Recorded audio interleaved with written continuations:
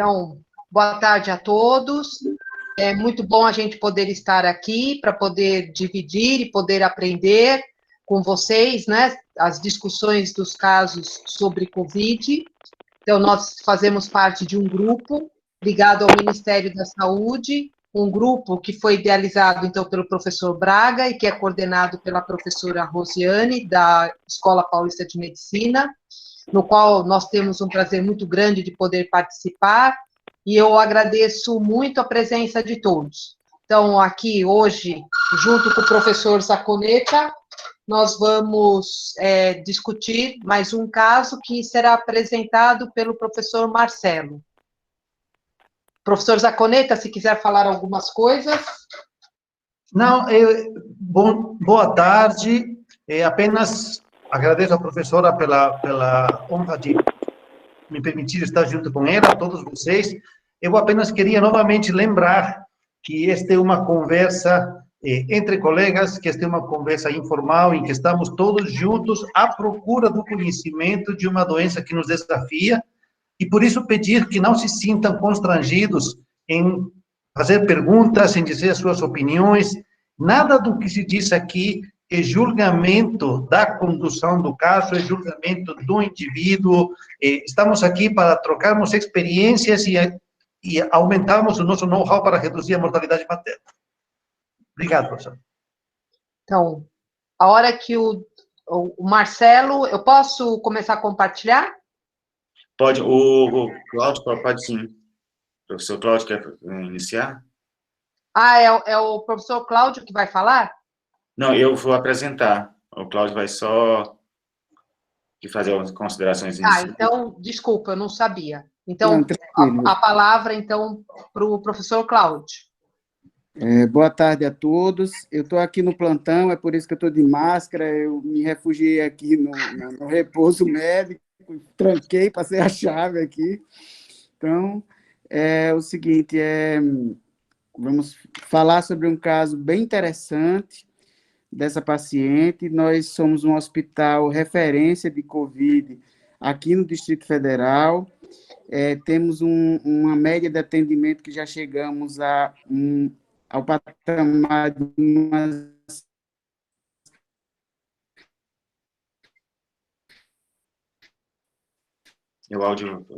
Seu áudio sumiu, Cláudio. Eu acho que é o local que é ruim, o centro obstétrico de lá. Mas então vamos... Então... Vamos começar, né? Posso compartilhar? Pode. Cláudia, porque o áudio é ruim aí. Então, eu vou compartilhar, tá? Pode sim. Pode.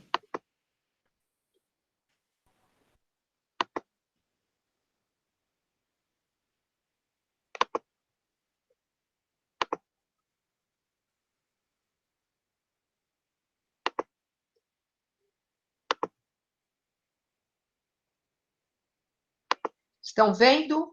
Sim, está ótimo. Perfeito. Perfeito. Então, esse foi uma paciente que deu entrada no mês de março no nosso serviço, no dia 9 de março de 2021, às 2 da manhã. A senhora VSSM, de 18 anos, casada, era um gesta 2 com um aborto, pré-natal na Ceilândia, no DF, uma cidade satélite aqui do Distrito Federal, com 6 consultas de pré-natal, de pai sanguíneo positivo, e ela referia uma data de menstruação desconhecida. Próximo. Então, ela referia febre de 38 graus, dor torácica e dispneia há 3 dias, e ela trazia um exame do dia anterior, do dia 8 de março de 2021, com um IgG e um IgM reagente para SARS-CoV-2. Ela tinha uma idade gestacional de 37 semanas para uma ecografia de 14 semanas. A frequência respiratória não constava na evolução da admissão e tinha uma pressão arterial de 140 por 90, estava saturando 97% em ar ambiente e uma frequência cardíaca de 76 batimentos por minuto.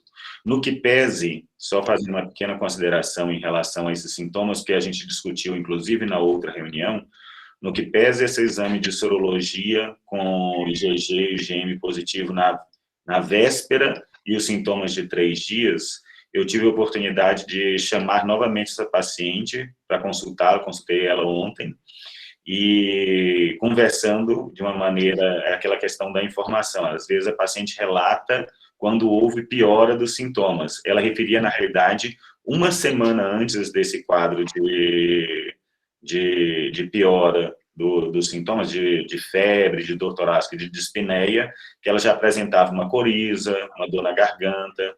Então, teoricamente, ela já se encontrava no 10º dia de evolução da doença, e esse agravamento dos sintomas era mais ou menos por volta do 7º dia, o que bate mais ou menos com essa sorologia que ela apresentava, do dia 8 de março.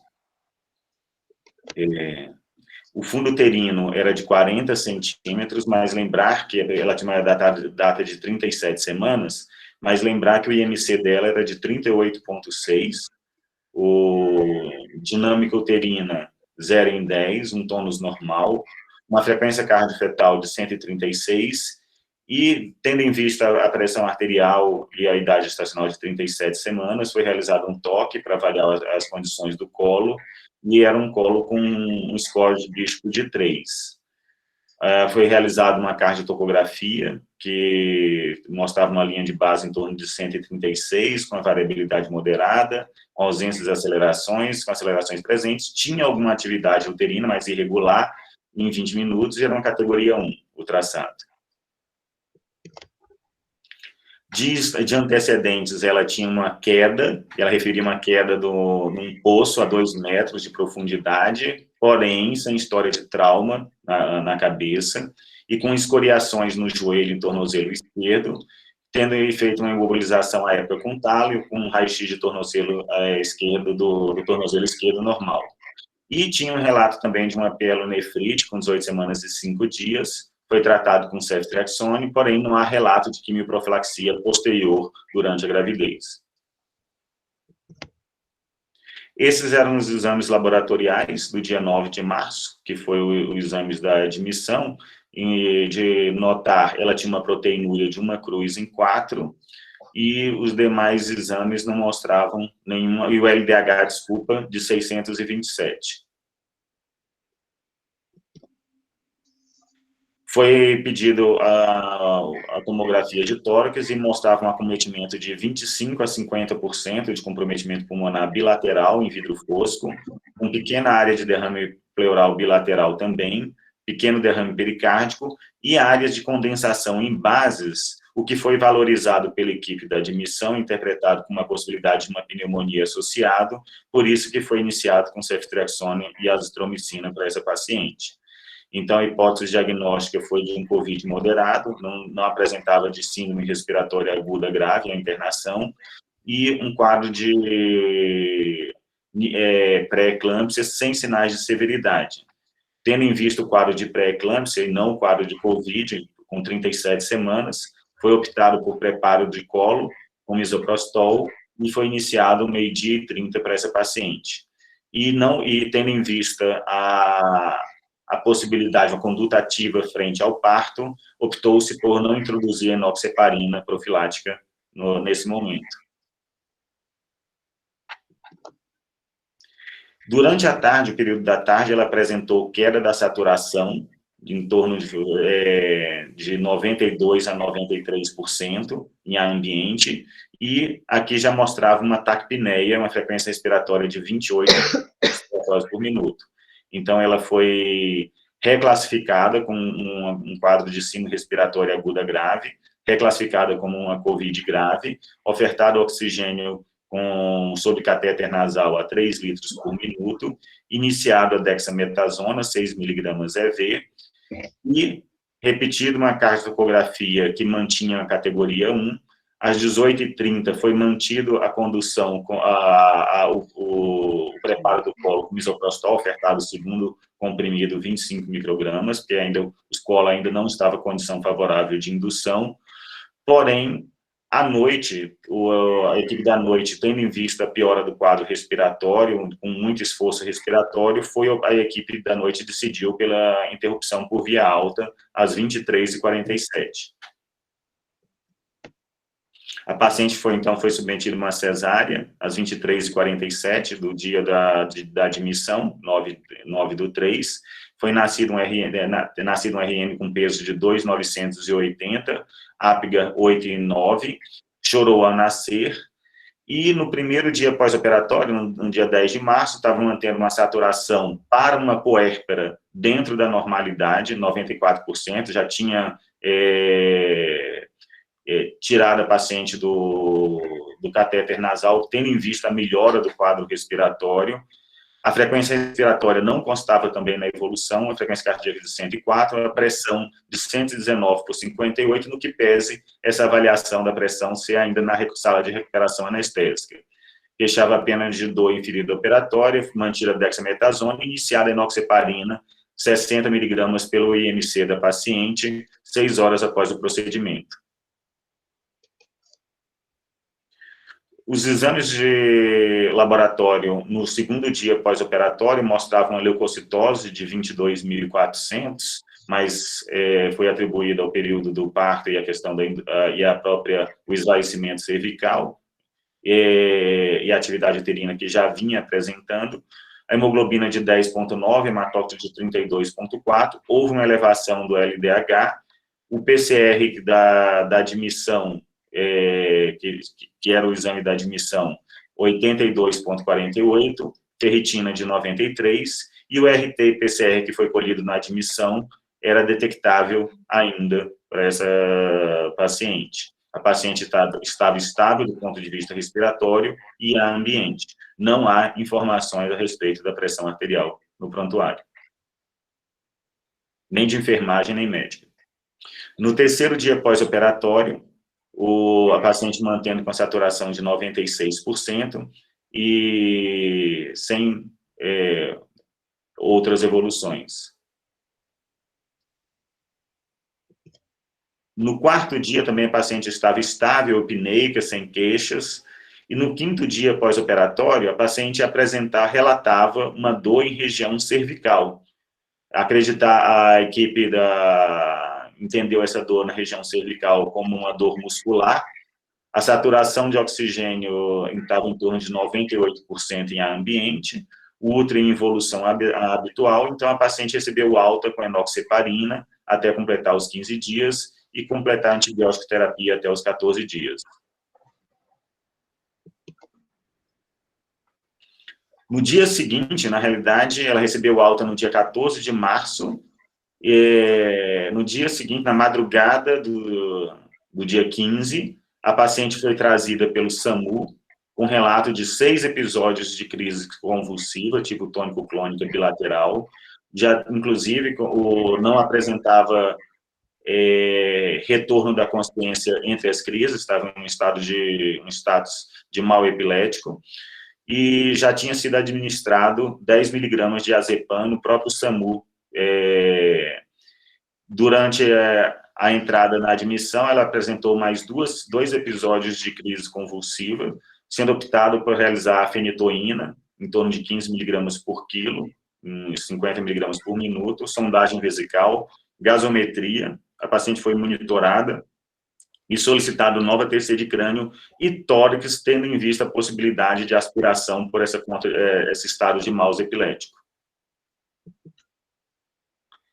A paciente estava inconsciente, a pressão estava em 122/60, saturação de 97%, o SAMU já trazia ofertando uma fração de oxigênio de 40%, a temperatura axilar de 36,7, a frequência cardíaca de 110, e a gasometria mostrava essa acidose metabólica, ela estava com pH de 7,30 e com bicarbonato de 17,8 e com lactato de 5,9.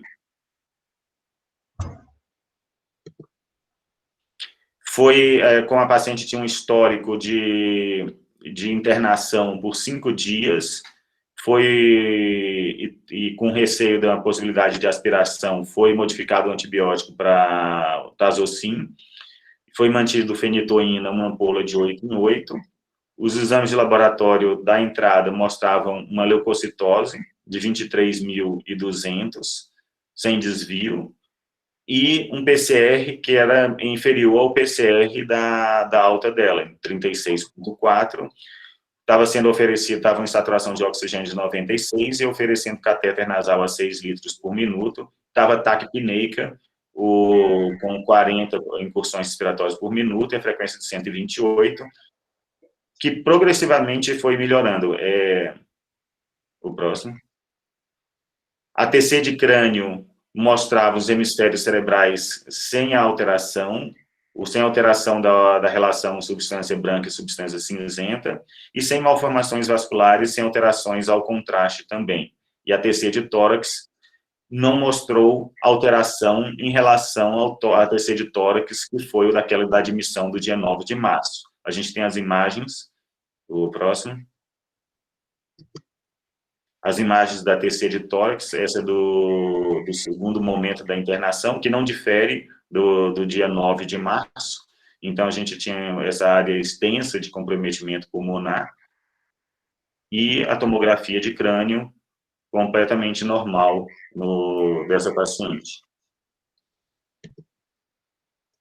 A paciente se encontrava ainda sonolenta, ora com episódios de agitação, pupilas simétricas, fotorreagente, e apresentava a movimentação ativa dos 4 membros com reflexos normais. Ela gradativamente foi recuperando a consciência e ela evoluiu no 6º dia pós-operatório, no primeiro dia no dia da entrada, no dia 15 de março, com melhora progressiva do padrão respiratório e também do padrão neurológico, ou seja, desse primeiro dia de internação, dessa segunda internação, ela foi progressivamente melhorando após aquela entrada com um estado de mouse epilético. Foi chamada a equipe da neuro para avaliar, para trocar ideias com a equipe da obstetrícia. Eles acrescentaram fenobarbital à noite e clonazepam, e foi optado, após a TC de crânio, colher uma punção licórica, e que mostrou um líquor cristalino, uma glicemia normal, proteína normal, e com a citologia, apesar de ter 100% de linfócitos, dentro da normalidade, a contagem de células normais também. E foi solicitado pela equipe da neuro um eletroencefalograma. Então, como eu falei, nesse primeiro dia de evolução, do dia 15 de março, a paciente seguia sedada, pouco responsiva, mas com melhora progressiva em relação ao quadro neurológico. A frequência respiratória já tinha melhorado, já estava em torno de 20 por minuto, então foi atribuída aquela taquipneia, inicialmente a acidose metabólica, na tentativa de estar compensando aquela acidose metabólica pelo estado de mouse epilético. A pressão era 143 por 65, e foi reduzido progressivamente a fração inspirada de oxigênio, sendo mantido em torno de 0,33. E a pressão sistólica variava entre 143 por 157 e a pressão diastólica entre 88 e 92. Foi mantido fenitoína por via oral, a paciente apresentou, pela quantidade de fenitoína, a admissão apresentou uma certa impregnação, ela apresentava um nistagmo horizontal, e mantido o fenobarbital e clonazepam à noite. Então, esse é o resultado do eletroencefalograma que realizou no dia seguinte. O próximo. Então, no dia 2 dias após, no dia seguinte, é o dia 16 de março, ela apresentava melhora daquele leucocitose, e o PCR em torno de 83, foi feita uma avaliação do diâmetro do nervo óptico para avaliar sinais de hipertensão intracraniana. O diâmetro do nervo óptico estava dentro da normalidade, 5 milímetros, e foi feito o Doppler da artéria oftálmica, mostrando esse peak rate de 0,72 e um índice de resistência de 0,60. O eletroencefalograma, que foi feito no dia 17, estava completamente normal, e a paciente já estava apresentando deambulação espontânea, inclusive com vontade de ir para casa. Marcelo, você pode nos dizer se esse Doppler da artéria oftálmica que vocês fizeram estava normal? Não, ela se encontrava alterada. Era um exame mais compatível com um paciente com pré-eclâmpsia. Ótimo. Pode continuar. Obrigado. Uhum. A evolução da pressão. A paciente, nesse quadrozinho, dá para observar que ela fez picos pressóricos com até de 126 de pressão diastólica, e foi iniciado, então, para ela, losartan 100 mg dia e amlodipina 5 mg dia. A paciente, no dia 21 de março, ela se encontrava assintomática, repetidos novos exames de laboratório, e a única coisa que persistia era uma proteinúria de 1 cruz. Não foi colhida a proteinúria de 24 horas durante a internação. Ela só teve essa avaliação da proteína de 1 cruz. E ela recebeu alta no dia 22 de março, no 12º dia pós-operatório, para o segmento no ambulatório da neuro. Na realidade, a gente conseguiu justamente o contato dessa paciente, e eu consegui consultar essa paciente ontem, 8 semanas após o parto, e ela apresentava, ela estava em uso de fenitoína 100 mg de 12 em 12, losartan 100 mg de amlodipina, que era a dose que ela estava prescrevendo, mas mantendo uma pressão de 100 por 60. Ela estava assintomática e negava novos episódios convulsivos. A frequência respiratória era de 20, a ausculta respiratória normal, o exame neurológico normal, e foi repetido o Doppler da artéria oftálmica, mostrando uma queda em relação ao peak rate de 0,61. Foi suspensa a amlodipina, e foi agendado, que ela não tinha conseguido a consulta com a neuro ainda, mas foi conseguido uma consulta para ela, agendado para o dia 7 de maio, ou seja, sexta-feira ela irá consultar com a equipe da neuro. Então, ela ficou sem nenhum antihipertensivo? Não, ela ficou só com losartana. A gente está progressivamente, tirou a amlodipina e está só com losartana, e ela vai o retorno daqui umas 4 semanas para avaliar a questão da retirada do antihipertensivo. Tá. Porque a pressão dela estava 10%, ela estava bem sonolenta.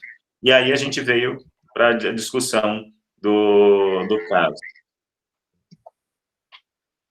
Desculpa, esse aqui eu só queria colocar como pano de fundo para você deixar. Eu tirei esse caso aqui, um artigo de outubro do ano passado, em relação ao relato de caso do grupo da Espanha também, fazendo essa interrogação se a infecção era uma paciente de 35 anos, nesse caso clínico, com 40 semanas e 6 dias, sem nem relato nenhuma de hipertensão e história de crises convulsivas, e que com 40 semanas e 6 dias apresentou um quadro de crise convulsiva, e foi iniciar aumento dos níveis pressóricos, foi interpretado como um quadro de eclâmpsia, e iniciado com sulfato de magnésio para essa paciente, e aí foi o inverso. Durante a coleta, ela apresentava sintomas respiratórios também, foi colhido um SUAB, e aí o diagnóstico foi posterior em relação à questão do COVID. Ela evoluiu com a amaurose, por 72 horas após o parto cesariana dela, e com melhora espontânea, e com uma angiografia e uma tomografia computadorizada cerebral normal. E aí é justamente essa questão dos autores interrogando essa grande questão em relação ao COVID, ou uma manifestação neurológica, ou uma predisposição em relação a alguma alteração. Mas vamos deixar para a discussão. Posso sair? Claro, doutora, muito obrigado. Eu já descobri o erro, a minha esposa já me apontou o erro, porque eu não estava conseguindo transmitir, porque eu não tinha que colocar como participar, eu tinha que colocar como entrar na sala. Então, na próxima vez eu consigo, desculpa pela... Não, a gente vai aprendendo, né? A gente vai aprendendo, tudo bem. No próximo, você já consegue.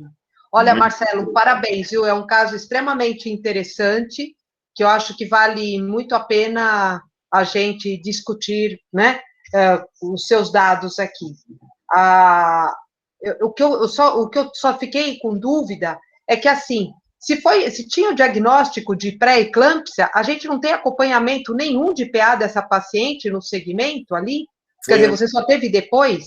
foi engraçado, foi justamente isso, porque no final das contas a gente acabou focando muito mais na questão do Covid e esquecendo o segmento em relação ao quadro inicial, né? Na realidade, o quadro inicial era o Covid, a manifestação respiratória do Covid, mas ela tinha um quadro de pré-eclâmpsia associado. Então, eu revisei o prontuário, tanto na parte de enfermagem, só no início, nos primeiros dias, que tinha essa evolução. Então, não sei se não foi anotado ou se não foi pesquisado, certo é que existiu, e é um comentário que a gente faz no sentido de que, às vezes, a atenção fica tão voltada para um lado que a gente acaba esquecendo de uma abordagem como um todo, né? Mas isso que você está falando, eu só quero chamar a atenção, porque não é uma coisa só de vocês, tá? Isso a gente tem visto, tem observado. Inclusive, às vezes as pessoas ficam tão preocupadas com o diagnóstico do Covid que esquecem de alguns diagnósticos diferenciais, que a gente já observou isso. Então, a gente tem que lembrar que, além do Covid, existem outras doenças infecciosas, né, que podem, às vezes, causar algumas coisas parecidas, e quadros clínicos que a gente precisa pensar em fazer diagnóstico diferencial, né? Professor Zacconetta, quer começar a fazer algum comentário? Sim, como nós estamos numa conversa livre, eu vou continuar nessa linha que a professora falou. Mas esteja à vontade para mudar, hein? Não, exatamente. Não, que assim, gente, duas coisas que chamam a atenção. Primeiro, assim, queria parabenizar igualmente ao Dr. Marcelo pela exposição, e porque estas reuniões, elas são mundo real.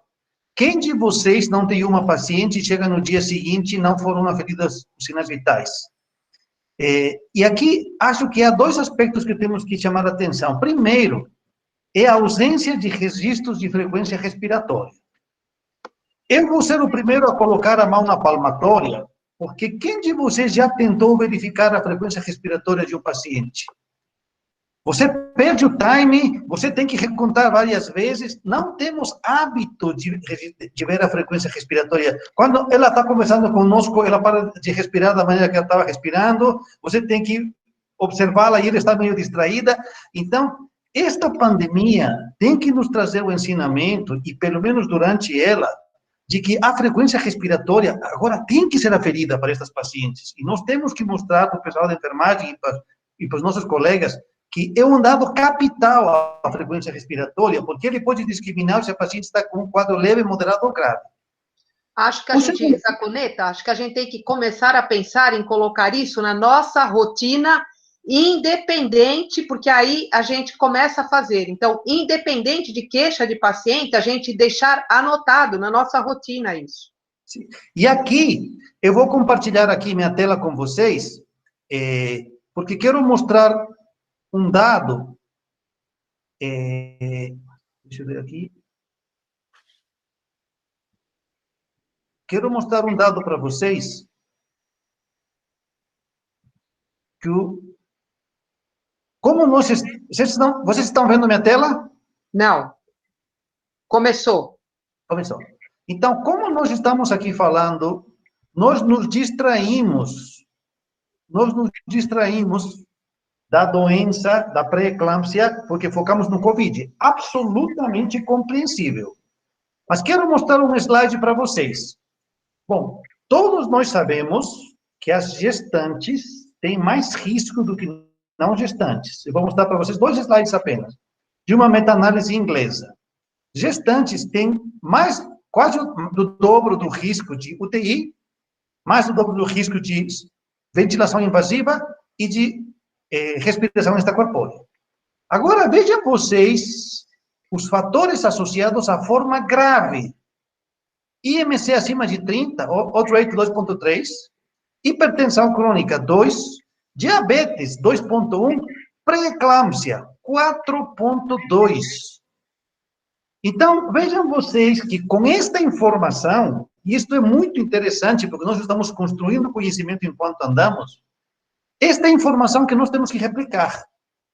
Porque se num cenário de Covid tivermos uma paciente com pré-eclâmpsia, nós temos que saber que ela tem risco 4 vezes maior de ter uma complicação muito mais séria.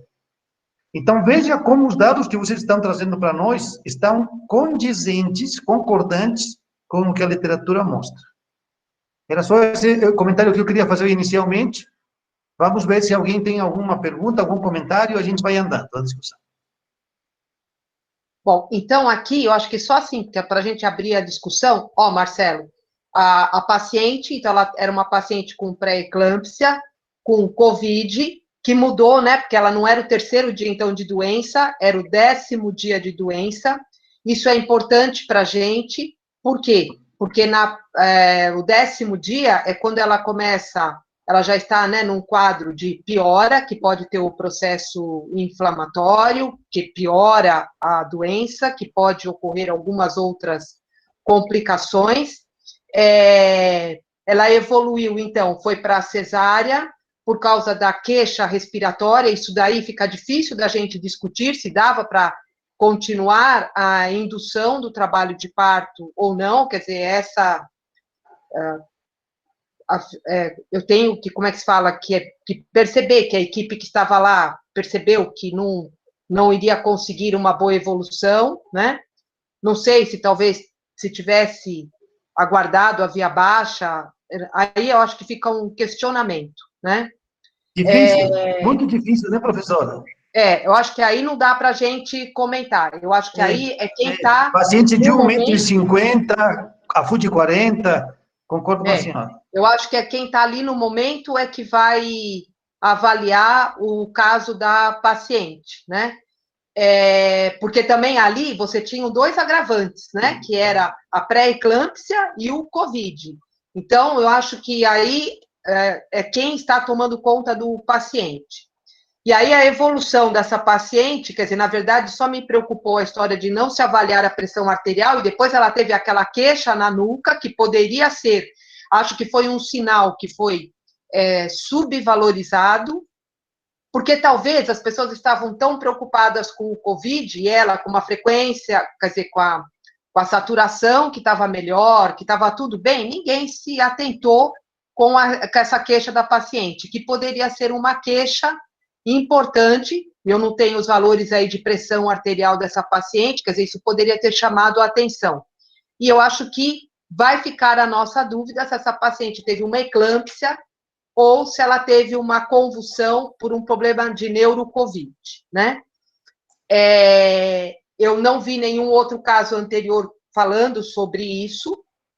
Eu fui olhar na literatura, e a literatura coloca que tem já revisão sobre neurocovid, são poucos casos, mas, por exemplo, alguns estudos colocam que quando eles avaliaram um número razoável de pacientes, 111 pacientes, desses 111, 11, acho que é 10 alguma coisa, quase 11% evoluíram com problemas de convulsão. Então, fica essa questão. Acho que isso é importante, porque é assim, o COVID não é uma doença que só acontece na fase aguda. Isso eu também tenho percebido com as minhas pacientes. É uma doença que se arrasta. E ela se arrasta com grandes complicações. E, na verdade, a gente pensa mais em complicações respiratórias. A paciente, ela fica com dificuldade de se desligar do oxigênio. Só que a gente tem observado nas nossas discussões que essas complicações, elas podem ser de outras áreas. Então, elas podem ser neurológicas. A gente teve uma paciente jovem, de 21 anos, que ficou com muita dor, disfagia, e que estava difícil dela se desligar disso, inclusive para alimentação. Depois, acho que depois de 20 dias é que começou a melhorar. E eles também comentam isso na revisão. Comentam que você pode ter acidentes vasculares cerebrais, que você pode ter convulsão, que os pacientes eles têm quadros epiléticos e que depois do tratamento da doença, isso acaba voltando e normalizando, né? Tem quadros, como você descreveu aí desse outro estudo, de amaurose, Mas eu acho que é importante o teu caso, porque ele faz com que a gente pense que o COVID não é simplesmente uma doença respiratória, mas ele pode atingir outros sistemas, mas aqui no teu caso, eu interrogaria uma eclâmpsia, né? Eu ficaria muito na dúvida. E é interessante, professora, que justamente indo dentro dessa ideia da senhora, em geral, a eclâmpsia tardia, em geral, surge nas primeiras 48 horas. Raramente, são raros casos que acontecem até 7 dias após o parto. E eu estou falando, eu tenho pouco tempo de ginecologia, eu tenho 25, 26 anos de ginecologia, eu só lembro disso quando eu era residente, o único caso de amaurose, que era um achado que existia nesses quadros de eclâmpsia, e que, eu só esqueci de falar nesse relato de caso da Espanha, eles dosaram a tirosina quinase 1 semelhante ao FMS solúvel, e a relação com o fator de crescimento placentário, e ele estava aumentado. Então, era aquela questão de que, reproduzindo um quadro, era uma eclâmpsia, no final das contas, e aí a dúvida dos autores era justamente se pelo dano endotelial, se o COVID ele poderia levar a essas alterações atípicas ou não tão frequentes mais como a gente via em relação a esses quadros neurológicos associados com a pré-eclâmpsia, porque foi uma eclâmpsia que se comportou de uma maneira tardia, que difícil da gente ver no 6º dia pós-parto. Mas eu também fico com a impressão de uma eclâmpsia. Se foi essa apresentação atípica provocada pelo COVID, a gente ainda precisa de mais dados para esclarecer, ou mais experiência para esclarecer. Eu acho que vai ficar o questionamento. O professor Zaconeta, quer falar alguma coisa?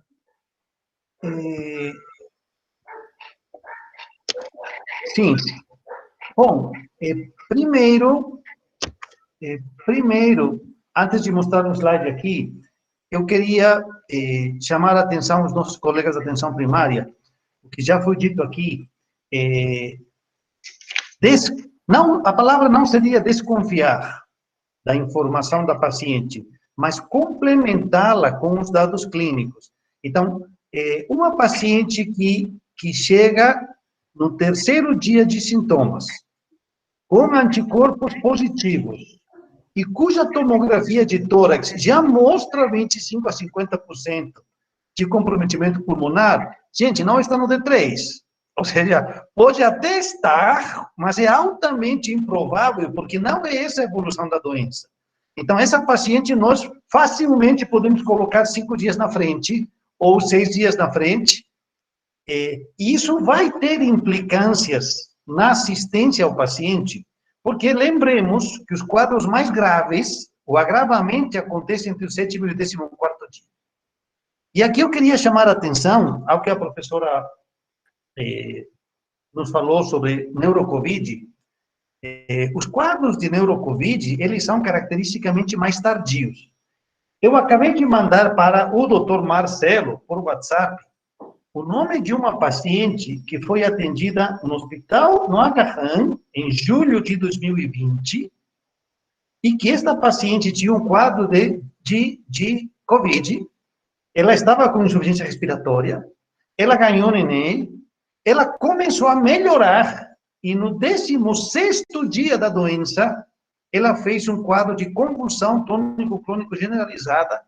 A paciente piorou, a paciente foi transferida e a paciente foi a óbito. E o único achado que tinha na tomografia computadorizada era encefalopatia posterior reversível. Aí eu fui estudar isto. E até eu vou pedir para o Marcelo, eu acho que estas reuniões têm que servir para isto. Eu acho, Marcelo, que nós agora deveríamos mostrar as imagens desta paciente para um neuroradiologista, para um segundo olhar, porque a encefalopatia posterior reversível não é um quadro tão gritante, é um pouco de edema na região parietal, occipital, mas Porque o que acontece com os neurologistas e conosco? Você tem uma paciente com convulsões subentrantes. Você espera colocar a tomo ou a ressonância e ver uma hemorragia. Se você não vê aquela hemorragia ou um edema gritante, você vai estar normal. Mas acho que deveríamos olhar retrospectivamente, porque isso nos auxiliaria neste difícil diagnóstico. Esta paciente teve neurocovid, teve encefalopatia posterior reversível, cuja clínica suporta, porque quem de vocês viu pré-eclâmpsia recorrer tantas vezes como essa paciente? Não é essa, a eclâmpsia não é essa a característica da eclâmpsia. A eclâmpsia tem convulsões breves, é raro encontrar esse padrão de convulsão. Mas, temos elementos para pensar que tenha sido eclâmpsia, por exemplo, Doppler da artéria oftálmica com padrão de pré-eclâmpsia. Então, acho que a análise retrospectiva desse exame vai nos auxiliar no raciocínio. Só queria mostrar para vocês, hoje, como nós recebemos o caso hoje, eu só fui buscar aqui a definição de pré-eclâmpsia pós-parto. Né? E há casos, né, de pré-eclâmpsia que debutam no pós-parto. A gente está autorizado a falar que pode ter sido uma eclâmpsia pós-parto até 6 semanas depois. Então, se a gente quiser, em algum momento, encaixar nesse diagnóstico, é absolutamente possível. Era só essa informação que eu queria trazer aqui para vocês. Mas também, Zaconeta, também estou pensando aqui, a gente pode pensar que as duas coisas se associaram e complicaram, tá certo? Acho que a gente não vai conseguir deixar, assim, não tem nada específico, né? Então, se a gente for pensar, era uma adolescente, tinha uma pressão alterada, tinha obesidade e ela tinha o Covid. Ela poderia ter tido uma eclâmpsia? Poderia. Mas o Covid, e ela estava no pior momento de evolução do Covid. Então, sim, isso se associando, poderia, não é? Eu acho que vai ficar difícil de dizer, ela convulsionou por causa de uma coisa ou de outra. Eu acho que, sim, talvez as duas coisas associadas, né? O que eu fico pensando é que talvez essa dor de cabeça dela poderia ser um aviso e isso não foi valorizado, porque ela tinha outras queixas, isso não foi valorizado. Com certeza. Vamos ver se alguém, gente do auditório, quer fazer algum comentário, alguma pergunta. Gente, se tiver alguém da assistência básica... Enquanto as pessoas estão pensando aí, eu quero fazer um comentário que a gente não tem falado. Paciente com Covid, a gente não pode esquecer de orientar a anticoncepção. Então, principalmente essas pacientes aí que vão para a cesárea, tá certo? Pensar em colocar um DIU nessas pacientes, né? Pensar, não pode deixar essas pacientes sem método, porque mesmo pós-Covid, elas têm vida sexual. Com certeza. Muito boa. E a gente não tem falado, Zaconeta, né, de anticoncepção. A gente tem esquecido, porque tem tantas complicações e tantas coisas para lembrar, mas a gente tem que lembrar porque o DIU tem disponibilidade, né? Até, inclusive, olha, ontem o doutor Marcelo chamou essa paciente para uma consulta, o que prova que essas reuniões são boas, né, Marcelo? Você fez todo o esforço para vê-la, e eu não vou perguntar aqui publicamente se ele discutiu a anticoncepção com a paciente. Vou passar para a próxima pergunta. Vamos lá. Marcelo, você sabe que 50%, a literatura coloca que 50% das pacientes têm relação nos primeiros 20 dias pós-parto. Isso que eu estou falando, né? Então, esses dados preocupam a gente, né? Não, estou falando, é interessante essa questão da anticoncepção, porque eu acho que a gente tem que trabalhar mais essa questão da anticoncepção, todos esses pacientes pós-Covid, né, no final das contas, até mesmo a orientação, porque, como a senhora mesmo colocou, a questão da anticoncepção com DIU passa a ser, talvez, um dos menos problemáticos para essa paciente, né? Então, eu acho que a gente tem que pensar nisso. Acho que não não só para essa paciente, mas como para todas as outras pacientes que estão saindo do hospital com quadro de pós-Covid, orientação em relação à anticoncepção. Com certeza. E aqui, fazendo o gancho com atenção primária, nós, no Hospital Universidade de Brasília, respondemos, professora, por um município do Goiás que se chama Águas Lindas, que é muita gente. Este trimestre agora, estamos recebendo pacientes para parto. Quantas consultas de pré-natal? 2, 3. Por quê? Porque os pré-natais estão deficitários por conta da pandemia. Gente, nós, como ginecologistas obstetras, não podemos esquecer a assistência básica durante a pandemia. Temos que continuar com o pré-natal. O pré-natal é essencial e não podemos esquecer coisas básicas como anticoncepção. Então, não podemos nos focar na pandemia e deixar descobertas estas mulheres, porque nós vamos ter um aumento da mortalidade materna por causa dupla. As mortes maternas relacionadas ao Covid, seria a morte materna indireta, e a morte materna pelas causas obstétricas. Mortes maternas diretas pela falta de pré-natal e assistência. Vamos ver se tem mais alguém que queira se manifestar aqui. Muito bem lembrado. A gente não pode esquecer dos serviços essenciais, que é pré-natal, planejamento familiar e o atendimento à violência. Lembrar que a violência, nesse período do Covid, por causa da restrição, né, das saídas, ela aumentou muito. No nosso país, eu não sei dizer, mas, por exemplo, na Argentina, na França, no Canadá, dá mais de 30% de aumento de violência doméstica. A gente favorece a violência. A gente não, desculpa, nós não. Nós não favorecemos violência nenhuma. A situação do Covid, né, que é a restrição física, né, que fica em casa, ela favorece a violência. Estou colocando aqui no chat, os colegas da assistência primária ou para os gestores, para quem quiser colocar aqui qualquer assunto relacionado a este caso ou não, relacionado a qualquer tema, assunto de Covid. Professora, eu estou sentindo um pouco de timidez no grupo, então vou aproveitar e entrar num outro assunto. Brasília, a partir de amanhã, já está cadastrando as gestantes para a vacina. Então, gente, quero pedir para todos vocês que estimulem as suas pacientes a se vacinarem. Quais têm sido as perguntas mais frequentes? Doutor, mas eu tenho que esperar a Coronavac? Não é melhor esperar a Coronavac do que utilizar a AstraZeneca, que tem mais risco de trombose? Então, queria lembrar a vocês que não tem nenhum estudo que tenha sido concluído a respeito da segurança das vacinas, mas dezenas de milhares de mulheres foram expostas a vacinas de maneira inadvertida. Já há estudos em andamento, e o mais importante, pela engenharia da vacina, pelo modo de ação da vacina, nós podemos inferir a sua segurança. Podemos inferir que são seguras. Então, temos um pequeno risco hipotético. E temos que pesar esse risco hipotético versus o risco real da infecção viral, quando mais de 95% das UTIs estão lotadas.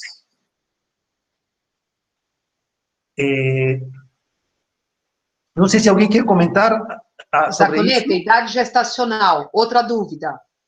Quando que pode ser vacinada? Que idade gestacional? Entre a concepção e os 45 dias pós-parto, pode tomar em qualquer idade e qualquer vacina. Me corrija, professora. Não, tá tudo certo. Eu é que estou te passando as dúvidas, que são comuns. Outra dúvida, que as pacientes estão perguntando. Qual o intervalo que deve ser feito para se tomar a vacina depois da H1N1? Alguém quer responder? A que eu tomo primeiro? Eu espero a do Covid ou já tomo do H1N1? Alguém quer responder aí? 15 dias. Muito bem. 15 dias. E aí é o seguinte, eu acho que é melhor a paciente, ela faz uso da H1N1, porque tem vários lugares que ainda nem iniciaram a vacina para gestante, né, para o Covid. Em Brasília, se iniciou, vai iniciar a vacina para o Covid, então ela toma do Covid, dela dá 15 dias, e depois toma do H1N1. É que o que a gente tem visto é que a incidência de utilização, né, das pacientes estarem procurando a vacinação do H1N1 está sendo muito baixa. Então, a gente precisa falar para elas que elas precisam fazer uso da vacina do H1N1. Ótimo. Aqui eu quero compartilhar com vocês, gente, esses dados. Vejam vocês. Já convido todos vocês, conduzido pela professora Rosana Pulcinelli, da USP, tem o Observatório Obstétrico Covid-19. Vejam só, gente, durante a pandemia, o Brasil teve, com informações sobre acesso a suporte ventilatório, 849 mortes,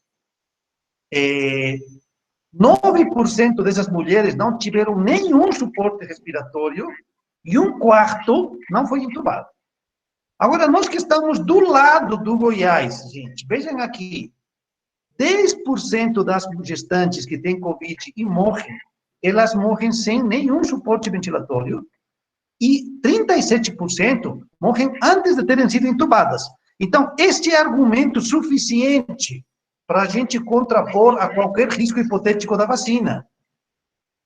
Então, o risco hipotético da vacina tem que ser cruzado com estes números do risco de morrer antes de ter chegado a uma UTI.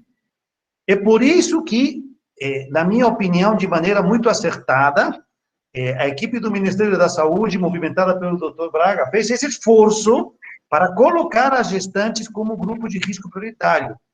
E acho que nós, como ginecologistas obstetras, nós temos que encampar essa vitória. Nós temos que estimular os nossos pacientes a tomarem a vacina.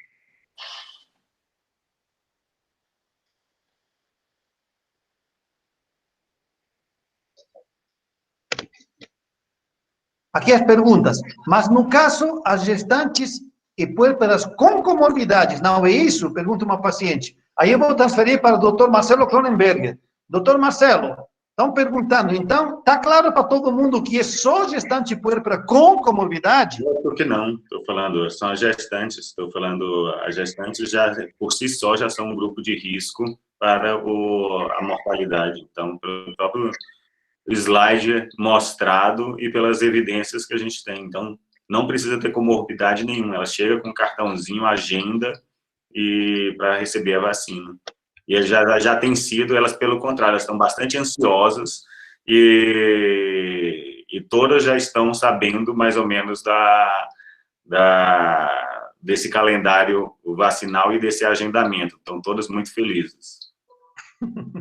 Que bom, essa é eu acho que é uma vitória do trabalho do professor Braga, né, de ter conseguido. Assim, respondendo, no início, algum tempo atrás, quando se começou a falar da vacina, né, isso há mais de uns 40, 50 dias, quando nós estávamos querendo introduzir as gestantes no calendário, nós pensamos nas gestantes que tivessem alguma comorbidade, porque seria mais fácil de introduzir, e depois elas viriam.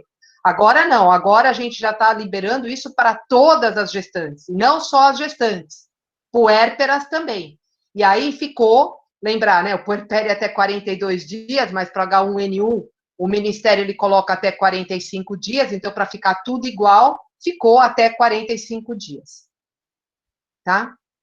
Então é importante que a gente converse com a paciente, que explique para a paciente e que estimule a paciente a fazer uso da vacina. Porque o risco, a gente está vendo, muitos casos graves em gestantes. Esse índice de mortalidade é assustador, é preocupante. Eu queria dividir com vocês, como não tem nenhuma pergunta, estou vendo aqui, olha, estou feliz porque temos visitantes de outros estados, temos aqui a doutora Maria do Carmo, temos aqui o doutor Juliano, temos médicos de outros estados, estamos muito felizes por isso. Eu queria... Vamos agradecer a presença deles, né, Zacconini? Com certeza, muito nos honram. Queria dividir com vocês as palavras do professor Frank Schevernack. Ele disse que nada é mais importante para uma gestante do que a recomendação do seu médico. ele disse, você não pode ficar acima do muro e utilizar palavras como não impedir, como permitir, como estimular, mas recomendar. Então, assim, se há uma conduta que você sabe que é benéfica para a sua paciente, recomende. Então, é importante que a gente recomende a vacinação das pacientes, que a gente recomende a vacinação das gestantes. Não, mas a pergunta que está sendo feita aqui agora não é só para o DF, não. Eu acho que não, São Paulo, acho que começa 11 e 12 de maio. É que cada estado vai ter uma data, depende, né, da organização e da orientação. Mas isso é geral, não é só para Brasília, não.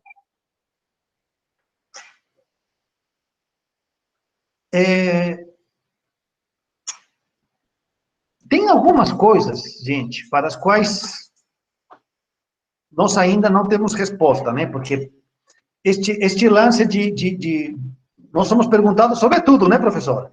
Então, Sim. assim, às vezes as pessoas... Não, mas eu acho que o que a gente tem que deixar claro aqui, Zacconeta, é que assim, pode ser que a gente não tenha a resposta, mas aí a gente vai tentar estudar e trazer a resposta numa próxima oportunidade. Exatamente. Né? Hoje, por exemplo, assim, uma paciente, eu estou aqui com mensagem no meu WhatsApp. Uma médica disse que mandou a paciente para vacinar, uma paciente que, coincidentemente, parece que ela tinha uma trombofilia ou SAF, e ela estava usando anticoagulante, e no posto de vacina falou para ela, não, você que tem risco de trombose, você não pode tomar a vacina de Oxford. Então, veja, a gente não parte aqui para a agressão. É possível que a pessoa que não a vacinou até tenha tido a boa intenção, mas é uma paciente que está anticoagulada, e o risco intrínseco da vacina para a trombose é pequeno. Então, essas são respostas que nós, como grupo de trabalho, vamos ter que incentivar que acabem sendo escritas as recomendações. Acho que vai ter que ter um adendo nas recomendações, contemplando isto, dizendo que pacientes anticoaguladas podem tomar, porque a gente tem que ser também compreensivo com quem está na ponta, que às vezes fica em dúvida e tende a proteger. Não é maldade, é vontade de proteger. Mas eu acho que esse seu assunto ele é importante. E aí precisa explicar que o risco de trombose da vacina é muito pequeno.